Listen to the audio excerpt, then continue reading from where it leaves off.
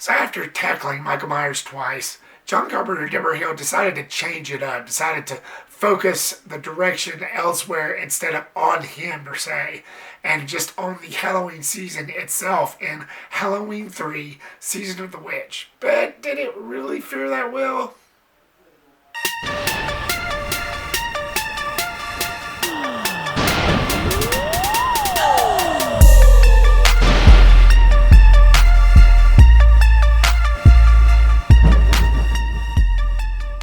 What's going on, guys, and welcome back to my Halloween film series review. Thank you so much, guys, for clicking here. I really do appreciate that. As a reminder, I will be reviewing every single one of these movies minus the Rob Zombie versions, followed by a ranking. So stay tuned for that. And if you have not watched them yet, I have the reviews for the first two down in the description below. So check those out when you can. So Halloween 3, Season of the Witch, tells the story of a toy maker, Conal Cochran, whose diabolical plan is to brainwash and destroy all the kids in America by having them wear these cursed masks. So we are at number 3 of this franchise. The runt of the family, sort of the stepbrother that's been removed so many times, it's kind of hard to count whether or not people like this one or not. I remember growing up, whenever I first got into these, like so many other Michael Myers fans, I was always wondering, why the hell wasn't he in this one?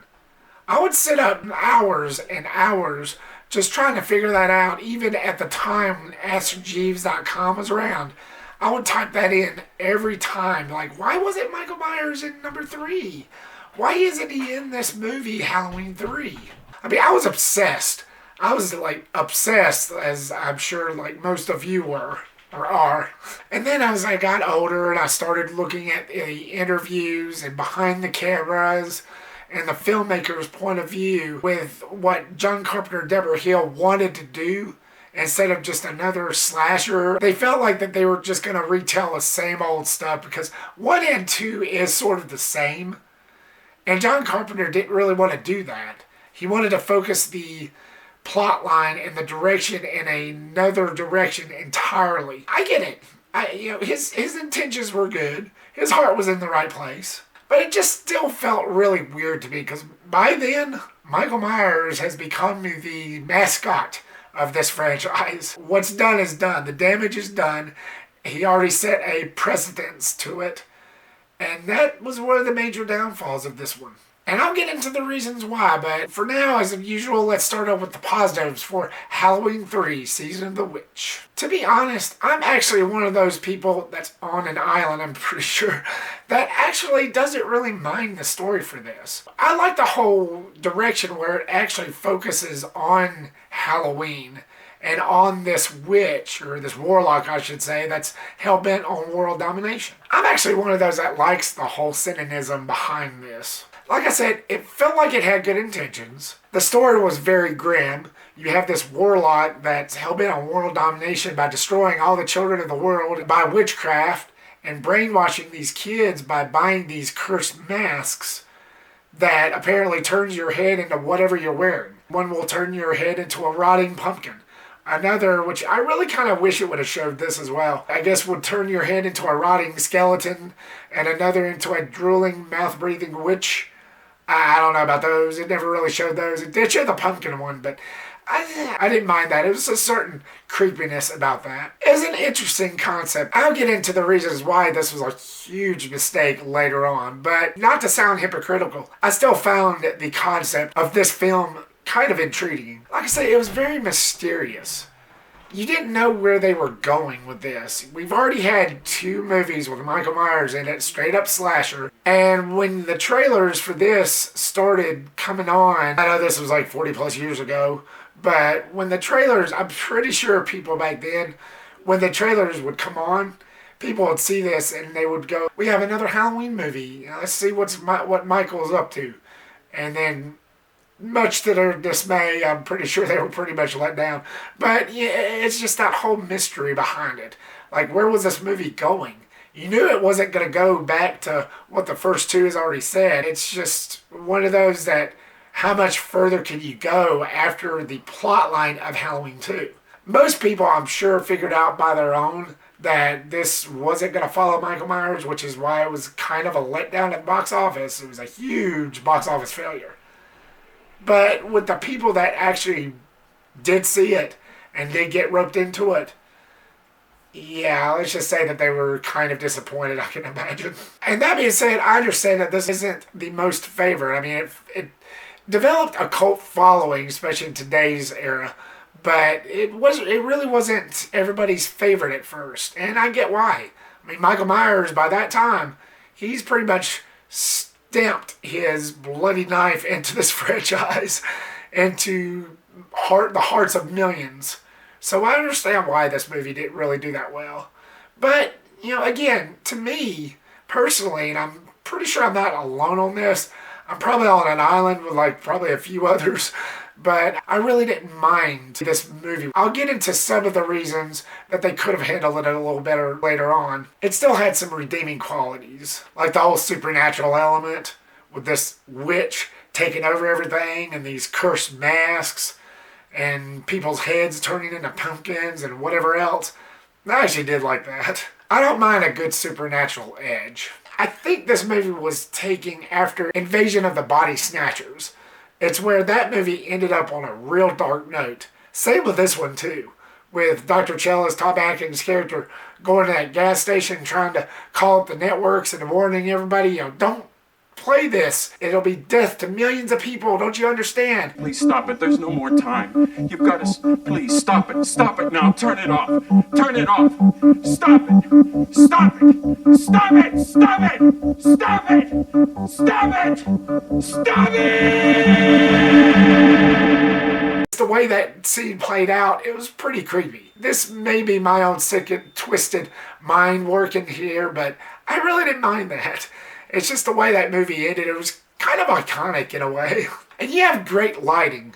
Just like with the first two, Dean Cundey, I didn't really bring him up until now, but Dean Cundey, like the first two, did the cinematography work on this, and he does a really good job on his movies. He's considered as one of the best cinematographers out there of his time, because the way he would light this movie up, it was done perfectly. Even the night scenes, you didn't have to adjust your TV, like the contrast or any of that. It would light up perfectly. He just knows how to light stuff up. It was perfectly crafted, especially with the night scenes. It was not too dark. It was not too black. It was just perfect. And I like the whole evil organization side to this. You have these inhuman robots. They look human, but it's these robots that goes around that are kind of like assassins. And it kind of reminds me of something that the government would probably do. Like if you knew too much, if the secret ever got out there, and if one person found out about it, they would hunt you down and kill you. And that's what these people were, or these robots, these bots was. No one should know their secret, otherwise we'd have to kill you. That's pretty much what this evil organization, or manufacturer, I should say, was. And one of them was actually Dick Warlock. I can't really place which one he was, but looking at the commentary, when I looked at the commentary to this years ago, I remember the director saying one of them was Dick Warlock, but I can't remember which one it was, who was actually the guy that played Michael Myers in Halloween 2. And I thought that was pretty neat. I really should have researched on which one it was for this review, but one of them was Dick Warlock, and I thought that was pretty cool. You got some interesting kills. You got one where the first kill in this movie was this man in a hospital, and one of those assassins or one of those bots comes in and puts the gloves on, and he does this, like the guy's laying on his back, and he does this to his nose right there, and he cracks his skull open with just this strength. That was pretty cool. I was, like, the first couple of times I watched this, I remember thinking to myself, damn, I wasn't expecting that. That was pretty cool.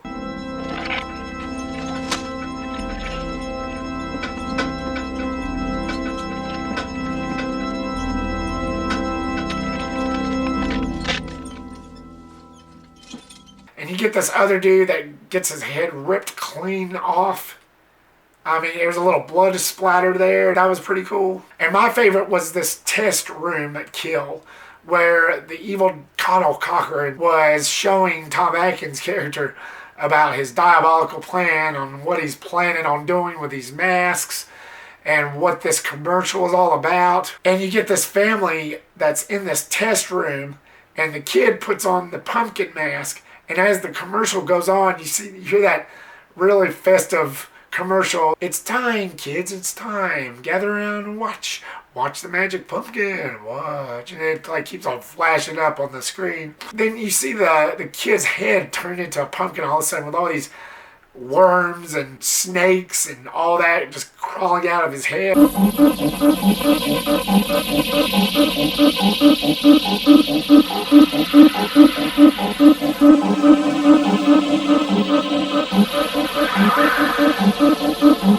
That was pretty iconic. And the parents just fainting. I assume that they were killed off too. I've always thought that was kind of an iconic scene, but at the same time a little silly in a way, but effective enough. I think this whole thing is a big joke. I mean, look at this. And speaking of, you got Conal Cochran, the main villain, who's played by Dan O'Hurley. He was pretty cool. He was pretty good in this part. He definitely had a cynicism about him, where his whole plan was to kill all the kids in the world. This is a concept that, where if you were to pitch this in Hollywood nowadays, you would never get hired again. You would never get hired, period. But this whole concept of this warlock just hell-bent on destroying all the kids in America or in the world, it went to a very dark place, that's for sure. And the way Daniel O'Hurley played this part, he was pretty good. He played this part particularly well. You don't really know much about Halloween. You thought no further than the strange custom of having your children wear masks and go out begging for candy. Not to mention you get several cameos. You get one by Nancy Loomis, who played in the original Halloween as Jamie Lee Curtis's friend, the one who got her throat slit in the car. And you also get a cameo by Jamie Lee Curtis. You don't see her, but she's the one that announces that there's a curfew. It's 6 o'clock. That was Jamie Lee Curtis, and she also plays the operator, to where when Tom Atkins tries to dial for help, she always says, the number you're dialing is currently unavailable. Please try again. That was Jamie Lee Curtis. Another thing I got confirmed while I watched the commentary. It's like, in a way, they were still keeping the original Halloweens alive, even though this has nothing to do with those. Now, it's time to get serious and delving into our negatives. The title. I felt like this movie really bombed hard solely because of the title. It was very misleading. If they'd have just left out the Halloween 3 title and just titled it Season of the Witch, it probably would have fared a little well. But the movie bombed so hard because a lot of people were misled. Either a lot of people didn't go because they saw the trailer and they knew what it was and they were like, no, the hell with this shit. Or they went anyway in hopes and they got disappointed and they were like, no, do not watch this. This has nothing to do with Michael. Michael's the man. I just felt like that was probably the case in most of the scenario for this movie.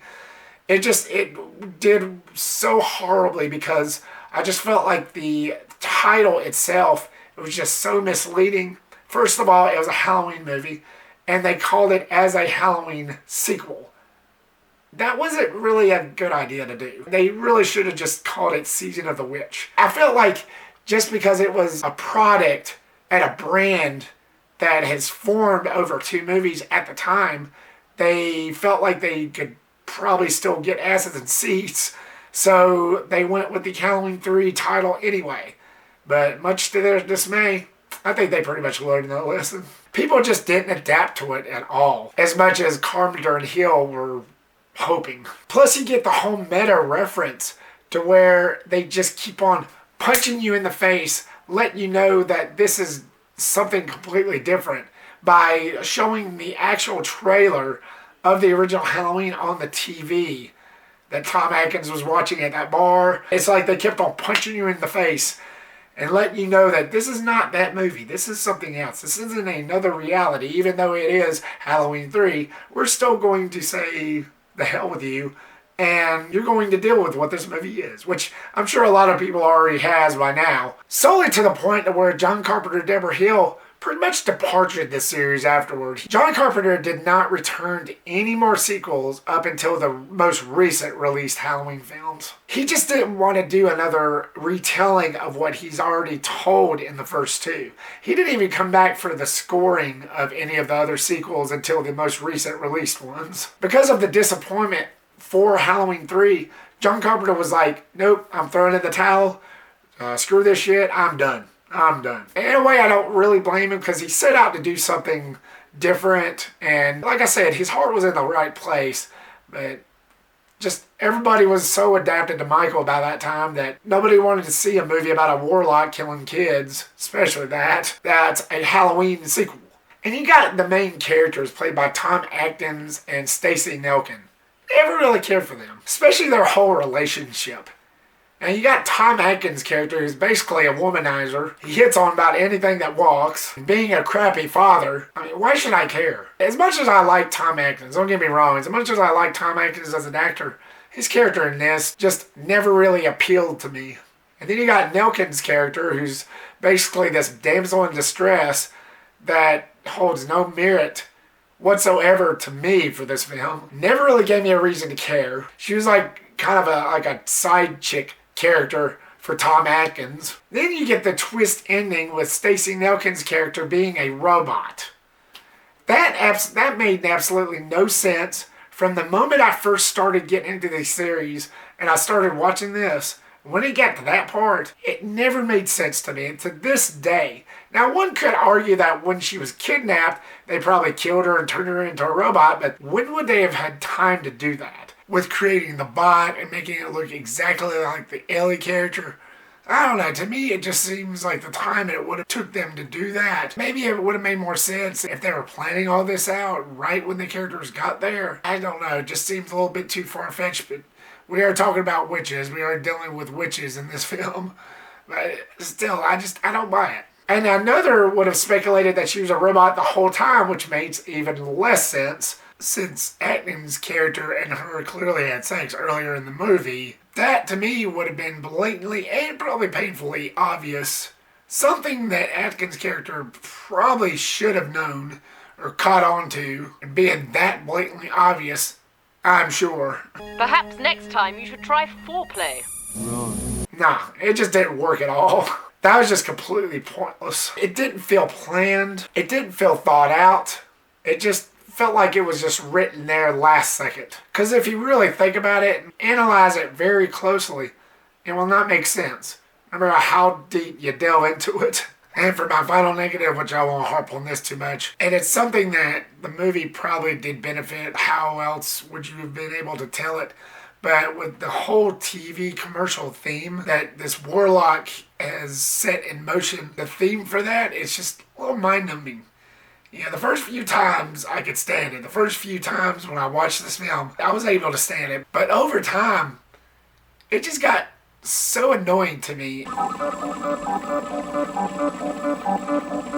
It's time for the big This is just the same old stuff. And it's just with that flashing pumpkin, kind of makes you feel like you have epilepsy, especially like at the beginning of this movie, right in between the beginning credits and right when the movie turns phase from blackout and the movie starts. That was a little annoying. That whole segment there, I could get into. The Halloween 3 Season of the Witch, it was fine. It's never really been my favorite, though. It's never really been one of my top favorites of the Halloween film franchise. But it has some moments. I just feel like that if they were to drop the Halloween 3 title completely, it probably would have done a little better. It wouldn't have been as misleading as I'm sure it was to a lot of folks back then. And it would have gave it some more leverage in that sense. But again, the movie was just fine. Just be on the fence. So Halloween 3 Season of the Witch, were you a fan of this particular take? Did you like the fact that they changed directions completely away from Michael Myers and focused on more of a supernatural element on just the season itself? Or was this not for you? Do you prefer the more traditional route of Michael Myers? Leave me your comment down below and give me your thoughts. Thank you so much, guys, for watching this video. I really do appreciate it. Like, subscribe, comment, and share this video. And also click that bell icon so you don't miss a thing. And I will see you on the next one. Peace.